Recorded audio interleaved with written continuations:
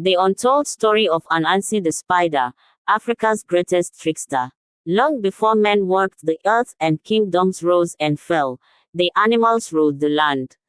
Deep in the heart of the African jungle, beneath the shade of mighty baobab trees and amidst the golden savanna, lived Anansi the Spider, a creature small in size but vast in width. His name was whispered across the animal kingdom, sometimes in admiration, often in caution. For Anansi was no ordinary spider. He was a weaver of stories, a master of deception, and a trickster who could outwit even the gods. Some called him a hero, others a villain, but all agreed on one thing: no one escaped Anansi's web once they were caught in it. The many tricks of Anansi.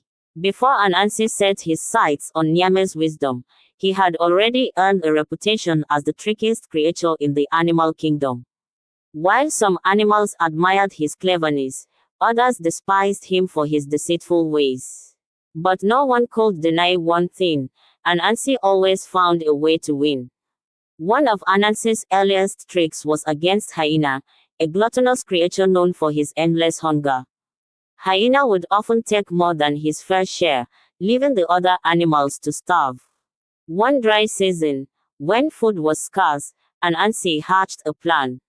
He invited hyena to a grand feast, promising the best meal he had ever tasted. The greedy hyena's mouth watered at the thought.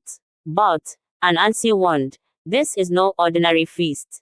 To taste it, you must first prove yourself patient. Hyena agreed eagerly. Anansi handed him a clay pot with a lid and instructed him, do not open this pot until the sun sets, or the food inside will disappear.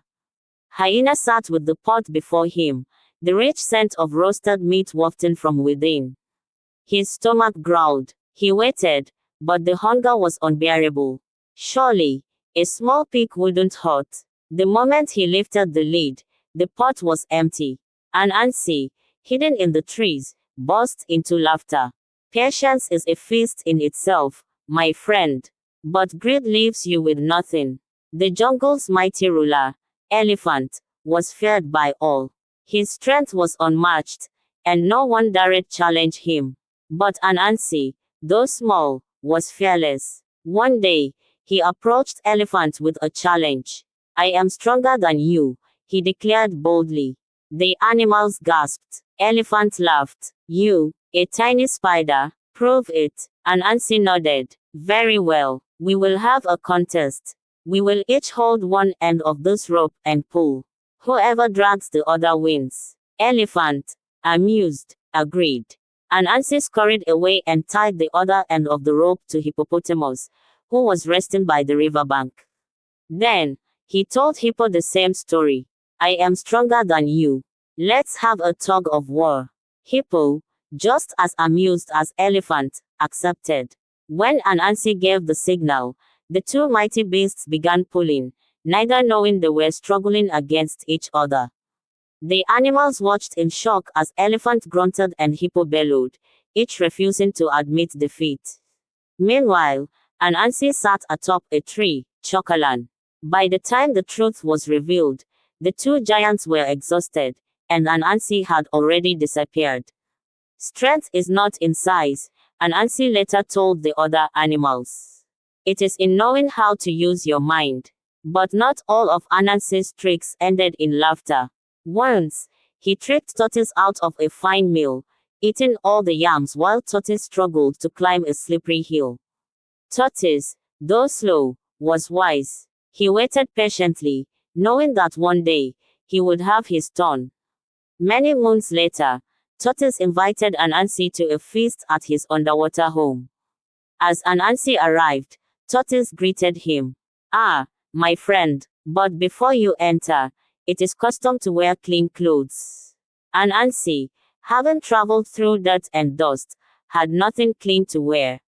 So, he scurried back to shore, cleaned himself, and returned, only to find that Tortoise had already started eating. Again and again, Anansi rushed back to clean himself, only to return too late each time. By the time he finally arrived in spotless silk, All the food was gone. Anansi sighed, realizing that for once, he had been outwitted. Yet, for all his cunning, Anansi had weaknesses. He was greedy, boastful, and underestimated the power of kindness. And so, fate would soon test him in a way he never imagined. One bright morning, Anansi woke up with a grand idea. He had spent years outwitting other animals, stealing their food, and hoarding wealth, but he longed for something greater, wisdom. True wisdom, the kind that would make him untouchable. He knew exactly where to find it. Far beyond the great river, atop the highest mountain, lived Nyame, the sky god, keeper of all knowledge and wisdom. But Nyame was no fool. He would never give such a gift freely. So, Anansi wove a plan. He would offer Nyame a deal no god could refuse. Anansi spun his finest web and climbed the heavens, reaching Nyame's golden palace in the sky. The sky god, tall and radiant, peered down at the tiny spider. "What brings you here, Anansi?" Nyame asked, his voice deep as thunder. "I seek wisdom," Anansi declared. "And I wish to own all of it." Nyame laughed. "Wisdom cannot be owned, little spider. It is earned. But what if I could trade for it?" Anansi's many eyes gleamed. "I will bring you 4 great prizes: the python, the leopard, the hornets, and the fairy. In exchange, you will grant me wisdom." Nyame stroked his beard, intrigued. "If you can capture these beings and bring them to me, I will grant your wish." And so, Anansi's greatest challenge began. The capture of the beasts, the python's fall. Anansi knew that Python, the great serpent, prided himself on being the longest creature in the jungle. So, Anansi crafted a clever lie. He approached Python, his voice sweet as honey. "Python, my friend, the animals are saying you are shorter than the palm tree's shadow." "Surely, they are wrong," Python hissed, offended. "Of course, I am longer than any shadow." "Prove it," Anansi coaxed. "Lie straight beside this bamboo pole, and let me measure." The moment Python stretched out, Anansi tied him tightly and carried him to Nyame. Leopard was swift and strong, but Anansi knew his weakness, his arrogance. Anansi dug a deep hole and covered it with branches. That night, when Leopard came prowling, he fell straight in. "Anansi," Leopard roared, "help me out." "I will," Anansi said, spinning a strong web. "But first, let me bind your paws so you don't scratch me in panic." Leopard, desperate, agreed. Once bound, Anansi carried him to Nyame. The hornets were fierce and stoned anyone who disturbed their nest. But Anansi had a plan. He filled a gourd with water and poured it over their nest, then called out, "Oh no! The rain has come early. Quick, fly into my gourd where it is dry." The hornets, thinking it was true, swarmed into the gourd. Anansi sealed it and carried them away. The final task was hardest of all, the fairy. She was neither strong nor dangerous, but she was kind. Anansi crafted a beautiful wooden doll and covered it in sticky gum. Then, he placed it near a riverbank, where the fairy often sat. Seeing the doll, the fairy greeted it. "Hello, stranger, why do you not speak?" When the doll did not reply, she gently touched its face. Her hand stuck. She tried to pull away but found herself trapped. Anansi emerged, victorious. "Forgive me, dear fairy. I do what I must." He carried her to Nyame. Nyame was astonished. "You have done what no mortal could. As promised, I grant you wisdom." Anansi eagerly took the gourd of wisdom, but, true to his nature, he did not wish to share it. He climbed a great tree, seeking to hide it away. Yet, as he climbed, the gourd kept slipping from his grip. Below, his young son, Intikuma, watched. "Father, why not tie it to your back for balance?" Anansi froze. A child had just outwitted him. If he had all wisdom, Why hadn't he thought of that?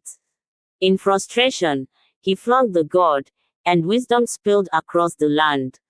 Every creature, every man, received a little piece of it. Nyame chuckled. Wisdom belongs to all, Anansi.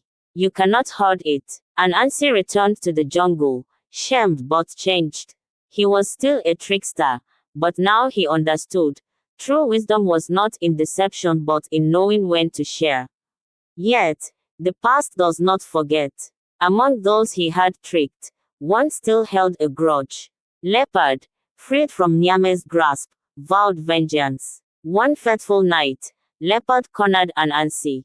You tricked me, and now I will have my revenge. Anansi was swift, but Leopard was faster.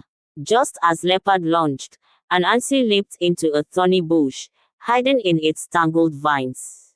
From that day on, Anansi the Spider lived among the trees, spinning his webs and telling stories, forever known as Africa's greatest trickster. Anansi's legacy spread across the land. Parents whispered his tales to children, warning them of greed, pride, and the cost of trickery.